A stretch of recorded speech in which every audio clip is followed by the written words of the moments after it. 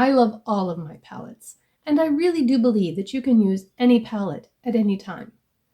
But there are some palettes that I prefer to use in the fall or the summer, and these are the palettes that I have selected as my top 5 favorite palettes for spring. Recently, Katie from Katie's Joyful Life contacted me. I love Katie, she's so sweet, and wanted to do a collaboration. I love collabing with other content creators because it's just a great way to get to know somebody. You spend a little more time communicating, DMing back and forth on Instagram, that sort of thing. And she came up with this idea of picking our top 5 favorite spring palettes. And we've been a little bit late getting to spring. It's been cold and rainy and gray, and I haven't really been in much of a spring mood. But over the past week or so, I've been going through my palettes and trying out looks. I've taken some pictures so I can share them with you, trying to figure out of all of my palettes, which ones am I most likely to be reaching for a lot this spring. And I've come up with 5 that I think are a really good representation of how my makeup changes coming out of winter and into spring. In the spring, I tend to like lighter colors, brighter colors, and sometimes even a more natural, no makeup look than I do in the winter and fall. So in that vein, I have gone through my makeup and selected 5 palettes that I think embody what to me says spring makeup. I have done looks with all of these palettes, and I'll be inserting pictures as I go along, and I'm also wearing one on my eyes, so if you want to see this look, then make sure you stick around to the end. But before I do that, let me tell you about Katie. If you don't know Katie, I will have a link to her channel down below. I'll also have a link to her collaboration video, so when you're done here, you can go check her out. And if you are here from Katie's channel, welcome. I'm glad you're here, and I hope that you will find some things that are helpful to you and that you'll want to stick around and subscribe and become part of our beautiful journey here. Katie's channel is called Katie's Joyful Life, and I love the implications and connotations of that name. It's kind of like my beautiful journey in my name, and that we can find joy and beauty in life, even in the hard parts of life. We just sometimes have to look a little harder. Katie says that she likes to create content that makes her smile, and it revolves around beauty, practical and affordable fashion, lifestyle, and home fragrance. Katie does a lot of candle videos. She does candle hauls, candle reviews, and that sort of thing. And every week she does a video called the Saturday 6, and that's a review of 6 products, beauty, lifestyle, fragrance, that she has used and that she wants to tell you about. And I really appreciate this style because it's kind of a mix of things, and I've found things that I want to try by watching these videos. So thanks for that, Katie. So like I said, when you're done here, go check her out. I think you will love her. She has such a soothing voice and is a pleasure to listen to. She lives in Arizona, so I'm a little jealous of her weather. When she talks about it being cool and rainy, and yet it's in the 60s, I kind of want to go visit because we've had way colder temperatures than that this past week. But today is a beautiful day. The birds are chirping, the daffodils are blooming, the trees are budding, and it finally feels like spring is actually going to come after all. One of the first things that changes when I'm thinking about spring makeup is that I start thinking about pastels. And this BH Cosmetics Lost in Los Angeles is my perfect pastel palette. There are so many options in here, and you can really do just about any pastel look you want. You've got greens, purples, peach, pink, blue, and you can even get neutral if you stick with some of the browns. And then it also has this really pretty white that is a great brightening shade for the inner corner or under the brow bone. And when I used this palette, I did this pink and purple look. I'll see if I can get all of this in the frame at the same time. The picture and me and the palette. I first used this pink as a transition color, and then I went into this one to deepen up the crease. I used the purple here in the outer part of my eye, and then I went into this pink down here in the inner corner and inner portion of the eyelid. I think that it turned out really pretty. And it just says spring flowers to me. I see tulips and azaleas and that sort of thing. And I was really happy with the look that I came up with this one.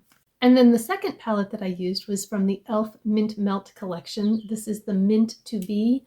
And when I used this palette, I always use the No Budge Shadow Stick in Mint to Be as a base on my lid because it really just helps these shimmers to pop. And so I'll use my normal eyeshadow primer, and then I will put this all over the lid, blend it in with my finger, and then start going in with the shades. And when I did this look, after putting on the shadow stick, I used the light mint color as a transition. I deepened up with the darker color in the crease and the outer V, and then I put this mostly all over the lid and used the lighter color in the inner corner. And I just love this minty look. And that's pretty much all you can do with this palette, but it's only $3, and when I want a minty look, this is the one I reach for. I also like soft, rosy, mauvey, romantic looks in the spring. I think they're so pretty. And so for that, my favorite palette is the, ooh, that's very reflective, is the Too Faced Natural Lust palette. This has just about all of the rosy, mauvey neutrals you could want. Plus there's this little pop of turquoise down here if you want to get a little adventurous. I don't remember the exact shades that I used when I created my eye look for this, and I apologize for that. But I do think that I started with Buff It Out to set my eyeshadow primer from crease to brow bone, and then went into Love Language as a transition. I think I deepened up the crease and the outer V with Fall Hard, and then used Peep Show with this, which is this really gorgeous mauvey, purpley pink. It's so pretty on the outer portion of my lid, and then went in with Ball and Chain on the inner portion of the lid and used Love Spark as an inner corner highlight.